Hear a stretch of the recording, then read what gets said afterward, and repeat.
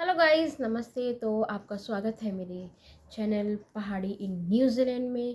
So thank you so much. मैंने कुछ videos डाली हैं, मेरी वीडियो को प्यार मिल रहा है, मेरी वीडियोस को व्यूज़ आ रहे हैं। I am really really happy. तो आज का जो हमारा टॉपिक है ना, वो ये है कि मेरा दिल्ली टू क्राइस्टचर्च का सफ़र कैसा रहा। तो अब हम स्टार्ट करते हैं। सो फर्स्ट टाइम था, बहुत ज़्यादा नर्वस थी। फैमिली छोड़ने आई थी तो इमोशनल भी बहुत ज़्यादा थी। और फ़्लाइट से ट्रैवल तो ऑफ कोर्स किया है, लेकिन इंटरनेशनल ट्रिप मेरी लाइफ का फर्स्ट ट्रिप था ये, वो भी सोलो ट्रिप था। हस्बैंड के पास आना था। सो बहुत मेहनत करी थी इस चीज़ के लिए। बहुत इन्वेस्टमेंट भी की है आने के लिए। सो होता ही है, क्योंकि अब ऑलरेडी हमें 2 इयर्स हो चुके थे अलग रहते हुए। और अब हम लोगों ने डिसाइड किया था कि नहीं, अब हम अनदर अब हम साथ में रहेंगे। सो अब हम स्टार्ट करते हैं मेरी जर्नी। तो क्या हुआ था, सबसे बड़ी भूल क्या हुई मेरे साथ, मुझे अपने सिम अपनी सिस्टर को दे के आने थे। एक तो मैं वो भूल गई। मुझे वो उसको कुरियर करवाने हैं, मेरे इंडिया के नंबर हैं जो मुझे ऑन रखने ही पड़ेंगे, बिकॉज बहुत सारी चीज़ें हैं रिलेटेड टू बैंक, सम बहुत सारी चीज़ें हैं, तो वो मुझे भी करना है। सो अब हम स्टार्ट करते हैं मेरी जर्नी। तो क्या हुआ था कि जैसे ही मैं पहुंची एयरपोर्ट पे, तो बहुत ज़्यादा नर्वस थी। पहला ट्रिप था यार, कैसे होगा क्या होगा कुछ समझ में नहीं आ रहा था मुझे। तो इमिग्रेशन पे मैं गई डायरेक्टली। तो जैसे ही मैंने पहले बोर्डिंग पास लिया, मैं फिर इमिग्रेशन पे गई। हमारे इंडिया का immigration I don't think so कि बहुत ज़्यादा हार्ड है, ठीक था। तो इमिग्रेशन हुआ, उन्होंने मेरा डॉक्यूमेंट चेक किया, मेरा पासपोर्ट चेक किया, एंड देन उन्होंने मेरा स्टैंप लगा दिया था। एंड जब उन्होंने मेरा इमिग्रेशन पे स्टैंप लगाया, seriously here is my passport. और ये रहा मेरा पासपोर्ट, और ये रही मेरी स्टैम्प। दोनों स्टैम्प है, न्यूजीलैंड और अपने इंडिया की। मैं बहुत खुश हुई थी जब उन्होंने मुझे बोला कि ठीक है वो हेड, मैं आगे गई। इनफैक्ट बड़ा अच्छा लगा था। इवन इमिग्रेशन ऑफिसर ने मुझे क्वेश्चन भी किया था। तो उन्होंने बोला कि आप क्यों जा रहे हैं। I told that my husband is living over there. So उन्होंने बहुत मजाकिया वे में बोला कि ओके, तो मतलब वो हस्बैंड का वो हॉलीडे टाइम ख़त्म हो गया। तो मुझे हंसी आई, फिर मैं वहाँ से आगे निकल गई। फिर हमारा था सिक्योरिटी चेक। तो सिक्योरिटी चेक पे भी मेरे साथ प्रॉब्लम हो गया था, मेरे से मिस्टेक हो गई थी, क्योंकि जो मेरा कैबिन बैग था, मैंने अपने कैबिन बैग के अंदर ना अपना कैमरा रख दिया था। और फिर मैंने पूरा सिक्योरिटी के बाद उन्हें मेरा बैग खुलवाया, मेरा कैमरा निकलवाया, फिर वापस से उन्होंने मेरा बैग वापस से रखा। फिर थोड़ा सा वहाँ टाइम लगा। फिर उसके बाद हम सारी चीज़ें क्लियर हो गई, लेकिन बैग खुल चुका था। वापस से बैग में सामान रखना, बिकॉज मैंने बहुत नीचे की तरफ रखा हुआ था। निकाला, फिर वापस से रखा। पूरा उथल पुथल हो गया था मेरा सारा सामान। बट एनीवेज टाइम था उस टाइम मेरे पास। ज़्यादा टाइम मुझे इमिग्रेशन में नहीं लगा था। मेरी फ़्लाइट सुबह 9 बजे की थी और मैं पहुंच चुकी थी एयरपोर्ट 5 बजे। और मैंने अंदर एंट्री किया था 5:30 to 6 के अराउंड। और हार्डली मुझे 15 to 20 मिनट्स लगे थे इमिग्रेशन में, बिकॉज ज़्यादा लाइन नहीं थी, ज़्यादा भीड़ नहीं थी, लोग ज़्यादा थे नहीं उस टाइम पे। तो मेरा जल्दी क्लियर हो गया था। फिर जाके मैंने वहाँ पे सिंगापुर वाला जो था मेरा फ़्लाइट, मैंने वहाँ के लिए आगे बढ़ी, वहाँ वेट किया, फ़ोटोज़ क्लिक किए। बहुत अच्छा लगा, सारा अच्छा रास्ता था। और ठीक है, इतना पता भी नहीं चला। इनफैक्ट मेरा टाइम जो था, अराइवल टाइम से मैं पहुंच गई थी टाइम से, और मेरा अराइवल भी आधा घंटा पहले सिंगापुर पे हो गया था। तो थोड़ा सिंगापुर पे मुझे थोड़ा टाइम मिल गया था अपना फ़ोटोज़ क्लिक करने के लिए। और उसके बाद मैं गलती से आगे चली गई थी, फिर मुझे वापस आना पड़ा था। मैं वापस आई थी, फिर मैंने स्काई ट्रेन लिया। स्काई ट्रेन लेके फिर मैंने ऑकलैंड वाला फ़्लाइट लिया, जिसमें मेरी विंडो सीट थी। रात का समय हो चुका था ऑलमोस्ट। फिर खाना वगैरह जो भी उनका डिनर आया, डिनर किया। और बैक पेन हो गई थी इतनी देर तक बैठे बैठे बैठे। सो फिर हम लोग फ़ोन पे बात कर रहे थे।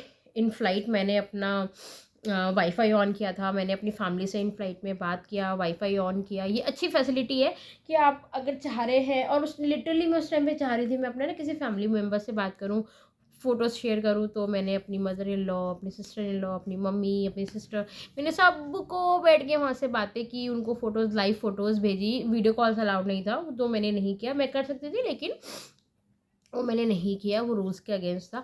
और मैंने अपने हस्बैंड को भी अपनी पिक्चर भेजी और उनको अपडेट दिया। और फिर उसके बाद मॉर्निंग में अ, मैं पहुंच गई थी 8:17 पे, मॉर्निंग 8:17 पे, वो भी 20 मिनट्स पहले मैं पहुंच चुकी थी। लेकिन हुआ क्या था, अब मेरा ऑकलैंड से ना रीचेक इन था, मुझे अपना बैग वापस से लेना था, फिर वापस से रीचेक इन कराना था। और मैं नई थी, मुझे कुछ नहीं पता था। अब हुआ क्या था, क्योंकि ऑकलैंड से जो क्राइस्टचर्च की मेरी फ़्लाइट थी वो थी डोमेस्टिक और मैं थी इंटरनेशनल पे। तो मैं फटाफट फटाफट भागी, मैंने अपना लगेज कलेक्ट किया। एक तो टाइम लगता है फिर आने में, वो आया, मेरा बोर्डिंग टाइम था 9:40 का। मैं बहुत ज़्यादा नर्वस हो गई थी, बहुत बहुत ज़्यादा नर्वस हो गई थी।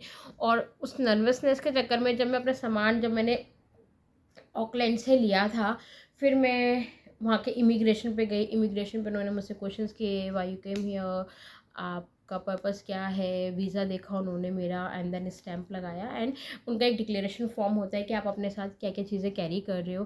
तो मैंने कुछ भी ऐसा कैरी नहीं किया था, मेरा सब कुछ ओके था। मैंने कोई स्पाइसेस, मैंने कोई एल्कोहल, टबैको, मैंने कुछ भी ऐसा कैरी नहीं किया था, क्योंकि उसकी मुझे ज़रूरत नहीं थी। तो वो चीज़ मैंने कैरी नहीं की थी, मेरे लिए ईजी था। सो बड़ा कन्फ्यूजन इसलिए हो गया था बिकॉज पता नहीं चल रहा था कहाँ जाना है, कहाँ से निकलना है। क्योंकि सारे जो सिंगापुर टू ऑकलैंड वाले थे ना, कोई सिंगल पर्सन ऐसा नहीं था जो कि क्राइस्टचर्च जा रहा होगा जिसके साथ मैं बात कर सकती थी। बट एनीवेज, अपने आप ही ये एक्चुअल बात है, चाहे आप कितने भी पढ़े लिखे हो, चाहे कुछ भी हो, अगर आप अकेले हो, आप कहीं जा रहे हो और आपको उस जगह की नॉलेज नहीं है, तो आप कन्फ्यूजन में आ ही जाओगे। आपको कन्फ्यूजन हो ही जाएगी, आप चीज़ों को समझने में थोड़ा नर्वस हो जाओगे, जो मेरे साथ हुआ था। एक्चुअली मैं बहुत ना अपसेट हो गई थी, मैं रोने लगी थी। मेरे को लगा था कि हे भगवान, बस मेरी ये फ़्लाइट ना छूटे कैसे भी करके। मैं जो भागी हूँ फटाफट से, फिर मैंने अपना इमिग्रेशन क्लियर किया। फिर वहाँ पे सिक्योरिटी चेक था, वहाँ सिक्योरिटी चेक किया, वहाँ पे मुझसे क्वेश्चंस किया गया, फिर उनके क्लियर किए मैंने आंसर। फिर वापस से बैग डाले, बड़ा बड़ा बैग मेरा इतना, वापस से उठाया, रखा। और फिर उन्होंने बोला कि आपकी फ़्लाइट है, आपको डोमेस्टिक के लिए जाना पड़ेगा। उसके लिए यू हैव अ 2 ऑप्शन, या तो आप बस से जा सकते हो या आप वॉक करके जा सकते हो। Walk will take 20 minutes. मैं जैसे ही बस के लिए गई, मैंने बस देखी वहाँ पे। अब मेरे को समझ में नहीं आया मैं बस से जाऊँ कैसे जाऊँ, मुझे कुछ समझ में नहीं आया था, मैं बहुत ज़्यादा कन्फ्यूज़ हो गई थी। बट फिर मैंने वहाँ से किसी से पूछा कि भाई ये मुझे डोमेस्टिक के लिए जाना है, ये मेरी फ़्लाइट है। तो उन्होंने बोला वहाँ पे एक ग्रीन लाइन बनाया हुआ है, उसने बोला कि आप इसको फॉलो करो, it will take 20 to 25 minute. No no no, it will take 10 to 15 minutes. But मुझे 20 मिनट्स लग गए थे बिकॉज मेरे साथ ना लगेज भी था, cabin bag, check in bag, back pack.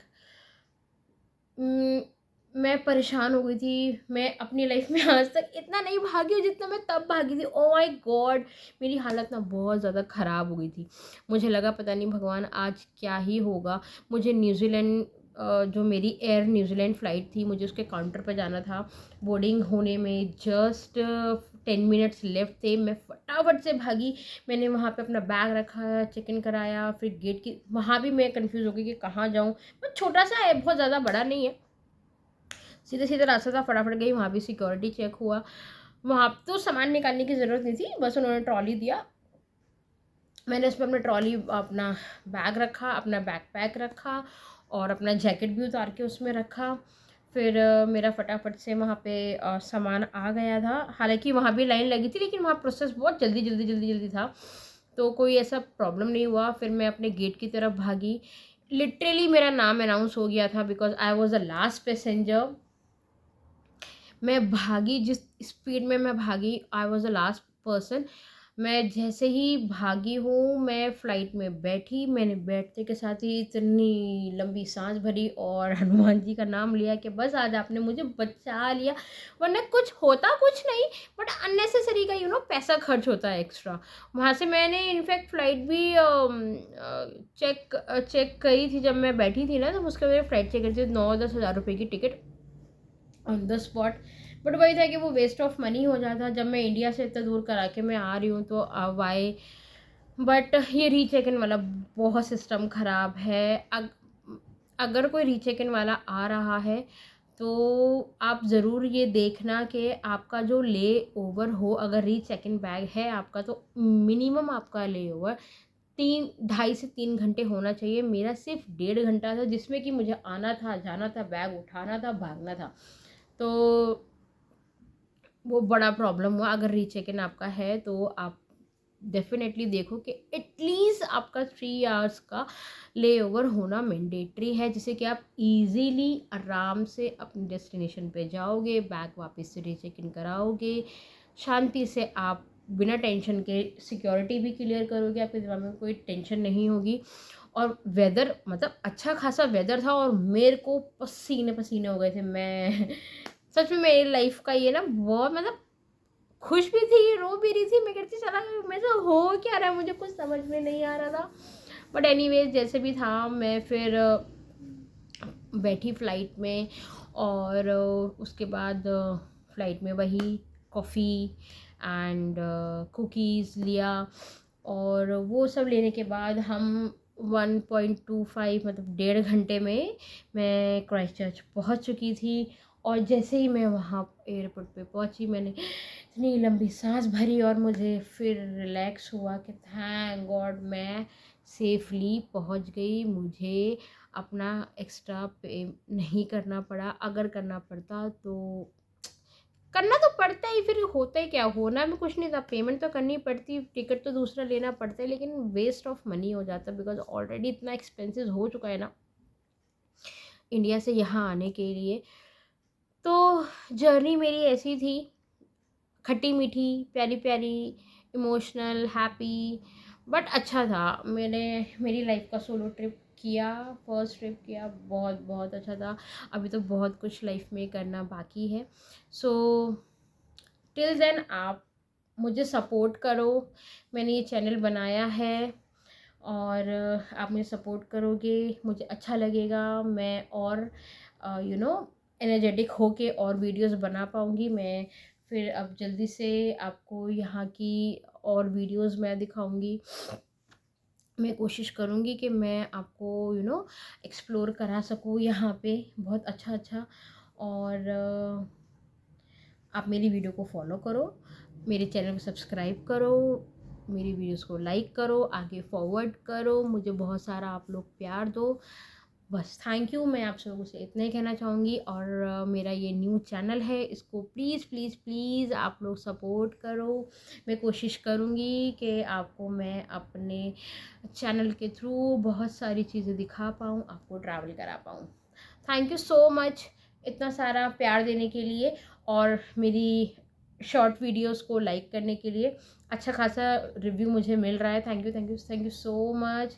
Have a nice day. जल्दी मिलते हैं। बाय, टेक केयर, नमस्ते इंडिया।